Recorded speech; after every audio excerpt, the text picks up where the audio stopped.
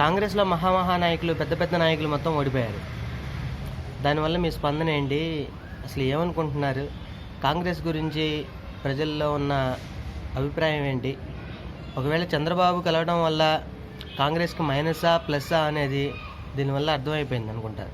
ఇప్పటికే జనానికి తెలిసిపోయింది బాగా. నాయకులు కూడా తెలుసుకుంటే మంచిదని నా అభిప్రాయం. మీరేమనుకుంటారు? సార్, కాంగ్రెస్ అన్నది ఏకపక్షంగా పోటారెడితే మటుకు తెలంగాణలో 100% మేము అధికారంలోకి వచ్చేవాళ్ళమే. కానీ రాహుల్ గాంధీ గారు, సోనియా గాంధీ గారు మేధావులతో ఉన్న సెంట్రల్ మినిస్టర్లతో అందరితో మేము సమావేశ భేటీ జరగడం జరిగినది. ఆ రోజు ఉన్న రాజకీయ పక్షంగా, ఆ రోజు ఉన్న ఓట్ బ్యాంకింగ్ పరంగా వాళ్ళతో డిస్కషన్ జరిగినాక ఏమైందో తెలియదు. కానీ చంద్రబాబు నాయుడు గారికి రాహుల్ గాంధీ గారి మొగ్గు చూపడం జరిగినది.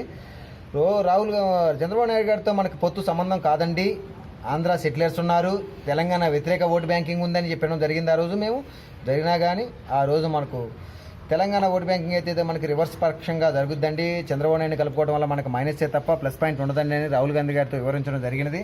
కానీ రాహుల్ గాంధీ గారు దాన్ని ఏకీభవించడం లేదు. సో చంద్రబాబు నాయుడు గారు లాంటి మహా సీనియర్లు మనతో ఉన్నట్టయితే మనకు ఓటు బ్యాంకింగ్ పెరిగే అవకాశం ఉంది అని చెప్పి ఆ రోజు మమ్మల్ని కాంప్రమైజ్ చేయడం జరిగింది. కాంప్రమైజ్ జరగడం తర్వాత చంద్రబాబు నాయుడు గారితో కలిసి వెళ్దాం, తెలంగాణలో మనం మూకమ్మడిగా పోటీ చేయగలిగితేనే టీఆర్ఎస్ పార్టీని ఓడించగలుగుతాము అని చెప్పడం జరిగినది. సో టీఆర్ఎస్ని ఓడించడం ఏదైతే జరిగిందో మూకమ్మడిగా మేమైతే ఓ మహాకూటమిగా పోటీ చేయడం జరిగింది. ఈరోజు ఉన్న ఫలితాల ప్రకారం చూడగలిగితే మేము ఇప్పుడే ఇంతకుముందే మాకు వచ్చిన రాహుల్ గాంధీ గారి నుంచి ఫోన్ వచ్చింది, దాంతో మేము మాట్లాడడం జరిగినది. రాహుల్ గాంధీ గారు ఏంటి మీ ప్రజాస్పందన అడిగాడు, ఇక్కడ ఎలా ప్రజానాడి ఎలా ఉంది, ఏంటి ఈ విధంగా రిజల్ట్ వస్తాయని అడిగారు మమ్మల్ని. మేము అడిగినంత కూడా చెప్తున్నాం, రేవంత్ రెడ్డి లాంటి మహాప్రజాకూటమి ప్రచార కార్యకర్త అయిన రేవంత్ రెడ్డి గారు కూడా ఓటమి అంచుల్లో ఉన్నారు, ఏంటి దీనికి మీ స్పందన ఏందని అడిగారు. రేవంత్ రెడ్డి గారు కానీ ఇంకొకరు కానీ రేవంత్ రెడ్డి గారు కూడా పాజిటివ్గా కాంగ్రెస్లో ఉన్నారు. కానీ 50% టీడీపీ నాయకులకు మహాకూటమిలో ఇలా చేర్చుకోవడానికి రేవంత్ రెడ్డి గారు one of the main point of the Revanth Reddy గారు ఉన్నారు. ఈ రేవంత్ రెడ్డి గారు ఓటమికి అలా 100% చంద్రబాబు నాయుడు గారే అని చెప్పాలి క్లియర్ కట్గా. ఎందుకని చెప్పగలను అంటే ఈరోజు ఉన్న తెలంగాణ ప్రదేశ్లో ఉన్న తెలంగాణ రాష్ట్రంలో ఉన్న ప్రజానీకం ఏమైతే ఉందో తెలంగాణ సపరేట్ స్టేట్ విధంగానే వాళ్ళు ఆకర్షిస్తున్నారు.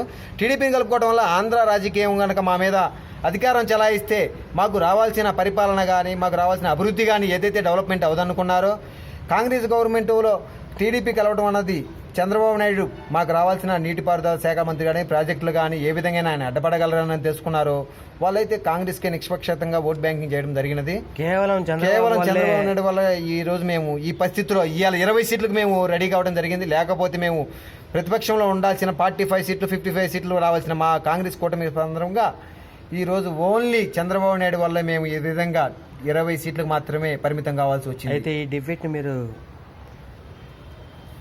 యాక్సెప్ట్ చేస్తున్నారా? 100% అండి. ఇది చంద్రబాబు నాయుడు గారి ఓటమి ప్రకారంగా మేము యాక్సెప్ట్ చేస్తున్నాము. ఇది చంద్రబాబు నాయుడు గారి ఓటమి. చంద్రబాబు నాయుడు గారిని రాబోయే ఎలక్షన్లో తెలంగాణ దరిదాపు అంచుల్లో కూడా చంద్రబాబు నాయుడు గారిని రానియకుండా ప్రతిపక్షంగా ఏకపక్షంగా ఎన్నికల్లో మేము ఒక్కళ్ళమే పోటీ చేయాలని డిసైడ్ అవుతున్నాం. రాబోయే ఎన్నికల్లో చంద్రబాబు నాయుడిని ఎట్టి పరిస్థితుల్లో మా దరిదాపుల్లో కూడా రానివ్వని మీకు తెలియజేస్తున్నాం మీడియా పరంగా. ఈ విధంగా రేపు ఒకవేళ ఇలా ఎన్నికలు జరిగినా కానీ ఆంధ్రప్రదేశ్లో కూడా ఇలాంటి రిజల్ట్సే మీరు ఊహిస్తున్నారా? లేదండి, రేపు ఈ విధంగా చంద్రబాబు నాయుడికి తెలంగాణలోనే ఓటు బ్యాంకింగ్ లేకపోతే ఇంకా ఆంధ్రాలో ఏముంటుందండి? జగన్మోహన్ రెడ్డిని బేర్ చేయలేక సెంట్రల్ గవర్నమెంట్లో కాంగ్రెస్ సపోర్ట్ కోసమే తెలంగాణలో కాంగ్రెస్తో టైప్ అయినది తెలంగాణ ప్రజలకు కానీ ఆంధ్ర ప్రజలకు కానీ అందరికీ తెలిసిన వాస్తవం ఇది. తెలంగాణలో పోటీ చేయడానికి కారణం మేములం ఓట్ బ్యాంకింగ్ గురించి కానీ, రేపొద్దున అధికారంలోకి వస్తే ఆయన సిబిఐ ఎంక్వైరీలో కానీ ఎక్కడైనా రిలీఫ్ పొందొచ్చు అనే ఉద్దేశంతో కానీ, ఓటుకు నేటి కేసులో కానీ ఈ విధంగా రిలీఫ్ పొందాలనే ఉద్దేశంతో చిల్లర రాజకీయాలు చేయడానికి చంద్రబాబు నాయుడు గారు చాలా అవకాశవాది. అందితే జుట్టు అందపోతే కాళ్ళు అనే ఉద్దేశంతో చంద్రబాబు నాయుడు గారు ఉన్నారు. అలాంటి చంద్రబాబు నాయుడు గారిని రాబోయే రోజుల్లో మేము దగ్గరకు కూడా రానిమని చెప్తున్నాం, సుముఖంగా మీడియం సుఖంగా. ఇప్పుడు ఇచ్చిన ప్రజల ఆధారాన్ని మేము యాక్సెప్ట్ చేస్తున్నాం. ప్రతిపక్షంగా 100% మేము ఫుల్ఫిల్గా తెలంగాణ కోసం పాటుపడడానికి ప్రయత్నిస్తున్నాం అని చూస్తున్నాం. దీనివల్ల చంద్రబాబుని కూడా తెలంగాణ ప్రజలు దగ్గరికి రానిలేదని మీరు అనుకుంటున్నారా? 100% అండి. తెలంగాణ ప్రజల వల్ల చంద్రబాబు నాయుడిని వ్యతిరేక ఓటు బ్యాంకింగ్ వల్ల మేము ఈరోజు 20 సీట్లు పరిమితం కావాల్సి వచ్చింది. లేకుంటే మేము 60 సీట్లు అధికార పార్టీ పక్షంలో మేము కూర్చోవాల్సి ఉంది. ఆల్రెడీ రాహుల్ గాంధీ గారికి మేము ఇంటిమేషన్ జరిగింది. సారీ, మాది ఏదైతే ఉందో కేంద్రం అయితే ఉందో ఏ ఆదేశం తీసుకుంటే దానికి తక్షణ మేము అమలు పరుస్తామో ఆ విధంగానే మేము రాహుల్ గాంధీ గారి సూచన మేరకు మేము పాల్గొన్నామండి. ఇది 100% తెలంగాణ వైఫల్యానికి చంద్రబాబు నాయుడు గారే కారణం అండి. రాబోయే రాజకీయాల్లో ఆంధ్రప్రదేశ్లో కూడా వైసీపీ గవర్నమెంట్ ఏదైతే ఉందో 120 సీట్లు క్లీన్ షిప్ చేసి చంద్రబాబు నాయుడు అధికార పక్షం కూడా ఉంటాడో ఉండడో తెలియని పరిస్థితిలో ఉందండి ఇప్పుడు చూసిన రాజకీయాల ఫలితాల ప్రకారంగా. ఇక ముందు చంద్రబాబు ఒకవేళ ఆంధ్రప్రదేశ్లో పోటీ చేసినా కాంగ్రెస్తో పొత్తు పెట్టుకునే అవకాశం ఉందా ఈ రిజల్ట్స్ ప్రకారం? లేదండి, ఇప్పుడు కూడా ఈ రిజల్ట్ చూసినాక రాహుల్ గాంధీ గారు కానీ సోనియా గాంధీ గారు కానీ ఆంధ్రప్రదేశ్లో కనుక కాంగ్రెస్ టీడీపీ టైఅప్ అయితే అది వైసీపీకి ప్లస్ పాయింట్ సార్. ఎందుకనగానంటే ఇప్పుడు చూసిన తెలంగాణ రిజల్ట్స్ ఆధారంగా తీసుకొని మనం బేస్ చేసుకొని ఇప్పటికైనా చంద్రబాబు నాయుడిని దూరంగా పెట్టి ఆంధ్రప్రదేశ్లో కాంగ్రెస్ కనుక సింగిల్ ఎజెండాతో ముందుకు కనుక వెళితే కనీసం 10-15 సీట్ల కన్నా ముందుకెళ్ళగలుగుతారు. సో కానీ కాదు అని చెప్పేసి టీడీపీని కాంగ్రెస్ని కలుపుకొని ముందుకెళ్లారంటే వాళ్ళు 30-40 సీట్ల కన్నా ముందుకెళ్లారు. ఏకపక్షంగా వైసీపీ గవర్నమెంట్ ఫామ్ చేయడం జరుగుతుంది. అయితే ఇది కంప్లీట్గా చంద్రబాబు వైఫల్యమే అని మీరు అంటారు?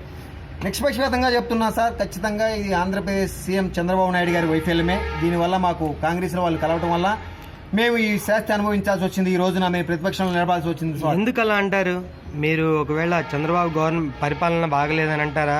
అతను ఇచ్చిన హామీలు నెరవేర్చలేదని అంటారా? అతను హామీలను ఒక్కటి కూడా నెరవేర్చలేకపోవడం వల్ల ఈ డిఫీట్ మీరు అంగీకరిస్తున్నారా? ఇక్కడ చంద్రబాబు గారు అనుకున్న విషయాలు ఒక్క నిమిషం ఇక్కడ ఒక్క కూడా కనీసం ఒక్క హామీ కూడా నెరవేర్చలేకపోతున్నాం. అందువలన ప్లస్ తెలంగాణలో కేసీఆర్ ప్రభావం, కేసీఆర్ చేసిన మంచి పనులు ప్లస్ కాంగ్రెస్లో టీడీపీ కలవడం వల్ల ఆ ఓటు బ్యాంకు అనేది మారిపోయిందంటారా? సార్, కేసీఆర్ గారు 100%గా ఫుల్ఫిల్గా ఏది అమలు పరచలేకపోయారు. నిరుద్యోగ వృత్తి అయితే ఉందో అది ఖచ్చితంగా సాటిస్ఫాక్షన్ చేయకపోయారు. రైతు రుణమాఫీ అన్నది 100% ఫుల్ఫిల్గా ఎవరికి అందలేదు సార్. దాని మీద మేము ఏకపక్షంగా కాంగ్రెస్ పార్టీ అయితే ఏదైతే ఉందో ఏకపక్షంగా మేము పోరాటానికి రెడీగా ఉన్నాము సార్. నిరుద్యోగ వృత్తి తర్వాత డబుల్ బెడ్రూమ్ ఫ్లాట్లో ఏ విధంగా టీఆర్ఎస్ గవర్నమెంట్ ఏదైతే ఉందో అది ఫుల్ఫిల్గా అమలు చేయలేకపోయింది సార్. దాని విధంగా మేము మూకుమ్మడిగా కాంగ్రెస్ గవర్నమెంట్ ఏదైతే ఉందో ప్రజల పక్షాన నిలబడి ఆర్థికంగా కానీ ఏదైనా కానీ మేము పోటీ చేయడం జరిగింది సార్. దీంతో అనివార్య కారణాల వల్ల టీఆర్ఎస్ గవర్నమెంట్ని ఏదైతే మట్టి పెట్టాలనుకొని మూకుమ్మడిగా మా హైకమాండ్ ఏదైతే అనుకుందో మా హైకమాండ్ ఏ నిశ్చయం తీసుకున్నా కానీ శిరసా వహించడానికి మేము రెడీగా ఉన్నాం సార్. ఆ విధంగా ఇలా చంద్రబాబు నాయుడు గారిని కలుపుకోవడం వల్ల మా హైకమాండ్ దానివల్ల ఈరోజు రిజల్ట్ చూడటం జరిగినది. మేము అనుకున్న సీట్లు ఎక్స్పెక్టేషన్స్ 60 నుంచి 80 సీట్ల వరకు మా కాంగ్రెస్ గవర్నమెంట్కి వస్తాయి అనుకున్నాం సార్. ఈ రిజల్ట్ ఇవాళకి మొన్న మేము ప్రతిపక్షంలో ఉన్నప్పుడు కూడా 23 సీట్లు రావడం అయింది. 2014లో మా రిజల్ట్ చూసుకుంటే 23 సీట్లు పరిమితమైనవి సార్. ఈరోజు మాకున్న 23 సీట్లు పరిమితం కాకపోకుండా ఈరోజు 20 సీట్లకో మేము పరిమితం అవ్వాల్సి వచ్చింది. దీనివల్ల ఏం జరిగిందంటే ఓన్లీ చంద్రబాబు నాయుడు వల్ల వైఫల్యం వల్ల చంద్రబాబు నాయుడిని కలుపుకోవడం వల్ల కేవలం ఎగ్జాంపుల్గా చూసుకుంటే కోల్పల్లి నియోజకవర్గం చూసుకోవచ్చు.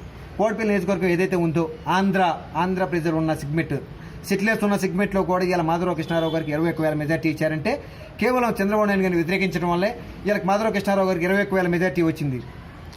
ఆ విధంగా చంద్రబాబు నాయుడు గారి వైఫల్యం వల్లే మేము ఈరోజు ప్రతిపక్షంలో నిలబడాల్సి వచ్చింది. 20 సీట్లకి ఇదంతా కేవలం చంద్రబాబు నాయుడు గారి వైఫల్యం వల్లే. రాహుల్ గాంధీ గారు తెలుసుకుంటే బాగుంటుందని మేము అనుకుంటున్నాం. వీడియో మొదలు